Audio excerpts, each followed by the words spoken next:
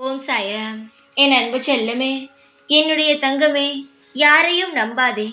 உன்னுடைய வாழ்க்கை, உன்னுடைய கனவு, நீதான் போராடி ஜெயிக்க வேண்டும். நீ சில சமயம் என்ன தெரியுமா செய்கிறாய்? உன்னால் முடியாத சில விஷயத்தை யாரையாவது கேட்டு சில விஷயங்களை, எனக்கு இந்த ஒரு விஷயத்தில் உதவி செய்து தர முடியுமா? நானும் போராடி விட்டேன். எனக்கு இந்த இடத்தில் ஒரு வேலை வாங்கி தர முடியுமா? எனக்கு இவ்வளவு பணம் உதவி செய்ய முடியுமா? நான் அதை திருப்பி தருகிறேன். இப்படியெல்லாம் ஒரு நபரிடம் போய் நீ தாழ்மையாக, மிக மிக பணிவாக உன்னுடைய வாழ்க்கையில் நடக்கும் பிரச்சனைகளை சொல்லி அவரிடம் உதவி கேட்கிறாய். ஆனால் அவரிடமிருந்து ஒரு ஆறுதலான வார்த்தை கூட வராது. அடுத்த நொடி உன்னிடம் பேசுவதை நிறுத்தி விடுவார்கள். நீ அழைத்தால் கூட அழைப்பை அவர்கள் எடுக்கவும் மாட்டார்கள். இதுதானே உண்மை. அத்தனை நாள் நல்லவன் போல பேசிக்கொண்டிருந்தவன் திடீரென்று ஒரு வெறுப்பை காட்டி உன்னுடைய மனதில் இருக்கும் பாரத்தை இன்னும் பெரிய பாரமாக ஆக்கிவிடுவான். அதனால் நீ கனவு காண்டாய் வாழ்க்கையில் ஜெயிக்க வேண்டும் என்று நினைத்தாய் என்றால் நீதான் போராட வேண்டும், நீதான் ஜெயிக்க வேண்டும். உதவிக்கு எந்த இடத்திலாவது போய் நின்னால் அவர்களுடைய அடிதான் மிகப்பெரிய அடியாக இருக்கும்.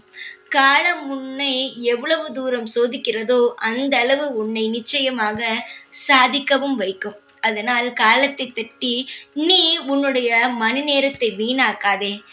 எப்படி செய்ய வேண்டும் என்று யோசி. 1 மணி நேரம் யோசி, ஏன் 1 நாள் கூட யோசி. அடுத்த நாள் நீ செய்ய நினைக்கும் விஷயத்தில் அதற்கான முடிவை எடு. நான் உனக்கு துணையாக இருக்கிறேன்.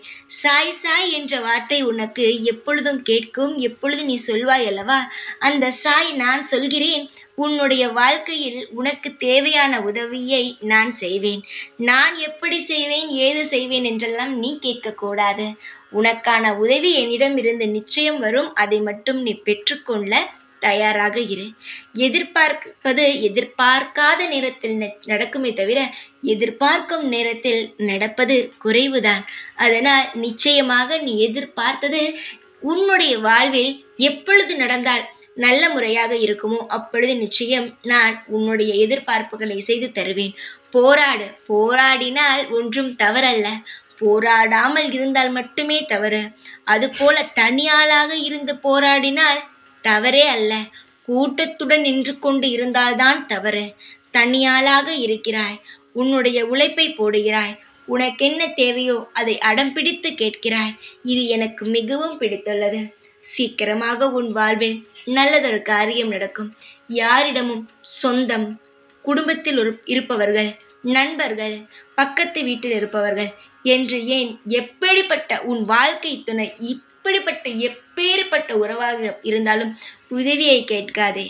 உதவியை நிச்சயமாகவே செய்ய மாட்டார்கள். கவலைகளை மட்டுமே இன்னும் அதிகமாக தருவார்களே தவிர வாழ்வில் நிம்மதியை யாரும் தரமாட்டார்கள். நிம்மதியை தேடி வெளியில் அலையாதே. உனக்குள் அனைத்து நிம்மதியும் உள்ளது. பெற்றுக்கொள். நான் இருக்கிறேன். தெய்வத்தை நீ நம்பும் அளவுக்கு மற்றவர்களை நம்பினால் ஏமாற்றம் மட்டுமே மிச்சமாக இருக்கும். தைரியமாக இரு. எப்பொழுதும் உன் கூடவே இருப்பேன். இந்த சாய்நான். ஓம் சாய்ராம்.